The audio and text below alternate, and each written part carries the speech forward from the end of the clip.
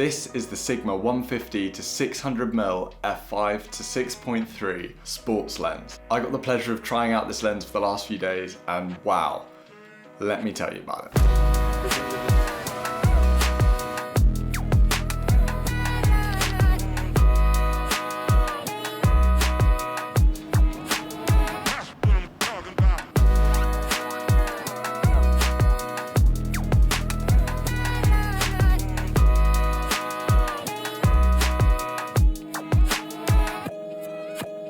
In the planning stages for my trip to Italy, I really had to decide what lenses I wanted to bring and if I wanted to try something new while I had the opportunity to be out in Italy. And I thought, since I was going to the F1 Grand Prix there at Monza, as well as checking out some scenes in Lago di Como, I thought that I would bring something new and exciting that I've never tried before. So I rented out this lens, the 150 to 600mm f5 to 6.3 from Sigma. It's their Sport Edition lens, which means it holds absolutely nothing back for absolute pinpoint performance and quality. I'd like to note before we get started that this is more of a first impressions and short-term review as opposed to one of my longer-term reviews, because I didn't have this lens for an extended period of time. I still got a very good idea of what the lens is capable of, and I got to try it out in some very different scenarios, which gave me a good idea of what this lens can do. The first thing I noticed when I got my hands on this thing is the sheer size and weight of it. One of the things I've definitely noticed about this lens is the weight. You just can't avoid it. It is heavy. It's definitely heavy. That's one of the things you notice pretty immediately. It's also quite long. And you need to adjust to the fact that you can't just swing it around everywhere because you're probably going to hit someone. At its shortest, it measures 290mm, almost 30 centimeters of lens right there, as well as weighing 2.8 kilos, which is no light lens. So you definitely need to pick and choose when you're going to use this lens. 150 to 600mm focal range is certainly a specialty. It's not the kind of lens that you're going to pick up and shoot with every single day. So unless you're in a stadium for football, I doubt anyone's gonna be using the 600mm that much. So I wouldn't use the 600 that much. But up until from the very beginning of the lens to 400, it's an amazing quality. Amongst other reasons such as the weight, it's a very tight focal range. 150 is already fairly telephoto and 600 is incredibly zoomed in. You don't realise how much it is until you put it on the camera and you're zooming into things that are very far away in the distance. For me, this was a really cool experience and not something I'd really played around with too much in the past, but it also gave me a completely different shooting experience and made me think differently about how I went about taking my photos, particularly when I was out just kind of doing traditional day shooting in Lago di Como. A lens with this type of focal range definitely helps you pick out elements in much larger landscapes and focus in on those details as opposed to capturing entire scenes.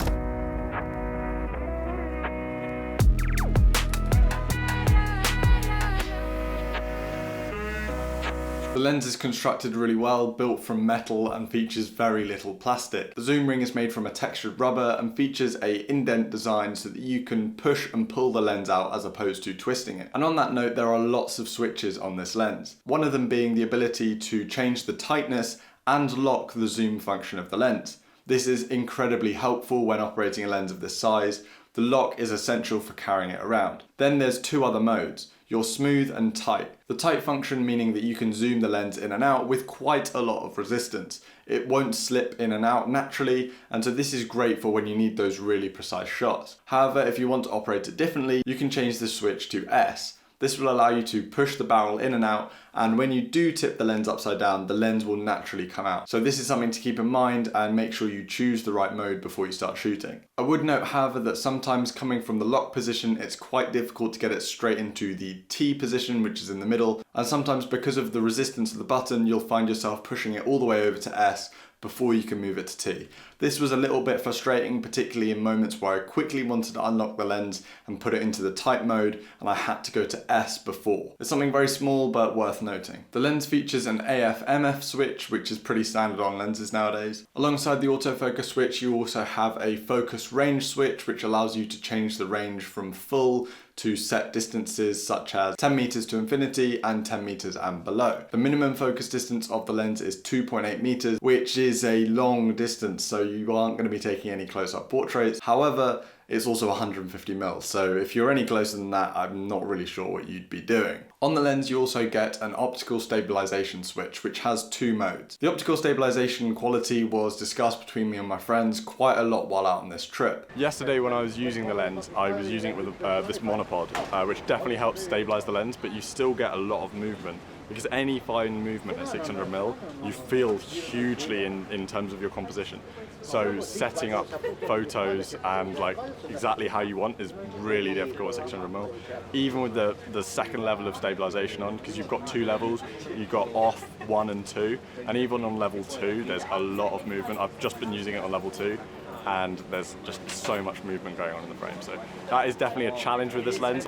Very biased, what I'm just about to say. Okay. Extremely biased. With no body stabilization, right? This is pure lens. What camera is this? This is, let's not say. It's the Canon 40D 15-year-old 2008 camera. It's a 15-year-old. Awful quality here, sorry. So that's around 10, right? And that's how stable this is. I know it's really light, but surely you would build the better stabilization on it. That's what you expect, I suppose. I don't know how much that's possible, really, at like 600, because Really? I mean, given the size of the lens, like, it's hard to hold steady. It's a small lens.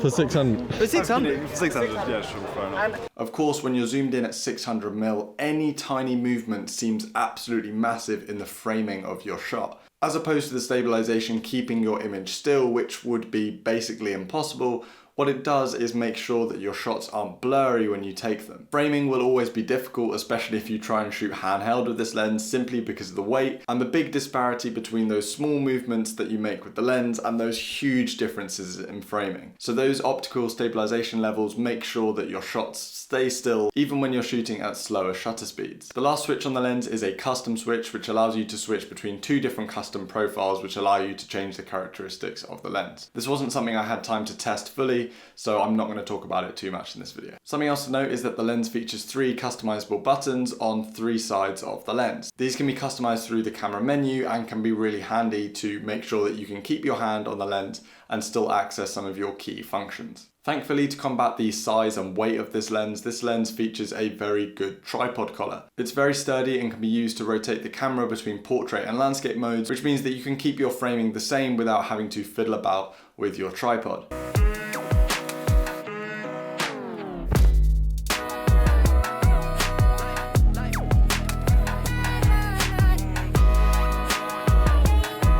Now, I mentioned that I tested this lens in 2 completely different environments. Firstly, at the Grand Prix, the lens performed incredibly well. It's got a very quick autofocusing system, and because of that not so shallow depth of field, you're pretty much capturing everything in your depth of field all at the same time. Despite this, because of the amount of compression, particularly at 600mm, you're still getting a lovely blur of the background, and you get a really nice depth of field. And as you can imagine, this translated really well into the street scenario. The images are incredibly sharp and high quality, and I didn't really notice any bad vignetting. I shot in a variety of different lighting conditions, and despite this, I didn't get any nasty flares coming into my images. This is likely thanks to that very large lens hood that comes with this lens that does keep out any unwanted light entering your lens at weird angles. In terms of photos, this lens is absolutely brilliant all the way through the range, from 150 all the way up to 600. Of course, this lens is not really built for this type of scenario. It's way too heavy to be carrying around all day, and the lens certainly is not inconspicuous. We got our fair share of looks while walking around testing this lens. People were looking at us a lot because we had cameras. The crazy compression at 600mm completely opens up some unique compositions that you would have never thought of before.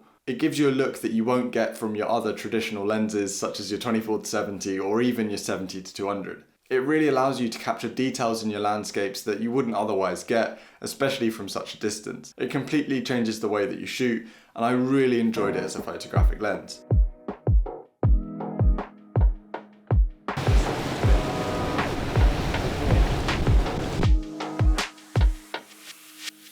Nowadays, I'm primarily a video shooter that also takes photos, and this lens is not really the one you want for video. Shooting video at 600mm is almost impossible. You're only really going to get nice shots if you're completely locked off on a tripod. At the Grand Prix, I tried to manage with a monopod, but the footage is simply just too shaky. When shooting at 600mm, any tiny movement in the lens is going to be huge in terms of your composition, and this makes video shooting particularly difficult. Even in slow motion with stabilization on a monopod, this lens is simply a little bit too difficult to shoot with to get that high quality video. Unless, of course, you're locked off, and then that doesn't really matter. Despite this focal range is incredibly interesting for video. Like with the photo side of things, it gives you a completely unique perspective and can add so much depth to your films. It allows you to capture things from a long way away, which can be particularly helpful if you're shooting a boat in the middle of a lake, for example. The video I did take on the lens was super high quality, and the autofocus worked quickly and reliably, and importantly, silently if you ever needed to record some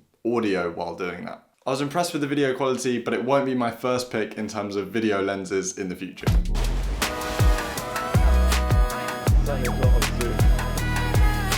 Now, there's no doubt that this lens is incredibly well built, produces fantastic images, and has great features. It's also so much fun to use. But is it something that you should consider adding to your kit? Now, I would say unless you're shooting wildlife or intense sport photography, I'm gonna have to say I would pass, simply because of the focal length. 150 to 600mm is incredibly specialist. You're shooting very tight shots at very long distances. And now this can be fun from time to time, but I wouldn't say it's the most versatile lens.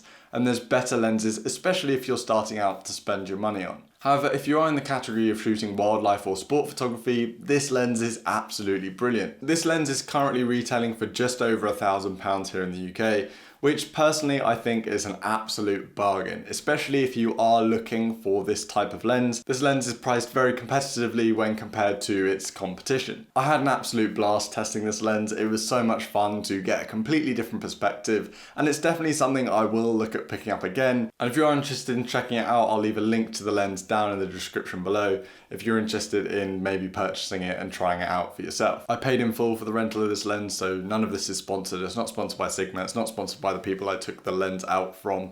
It's all out my own pocket. If you did enjoy this video, make sure you leave it a like and subscribe to the channel if you want to see more of my videos. I really appreciate all the support you guys have given me. It's hugely appreciated, and there's lots more content on the way soon. I'm now back in the UK for a short period of time until we go off on travels next year. There's lots of content to be made. Thank you so much for watching. I hope you've had a great week, and I'll see you in the next one.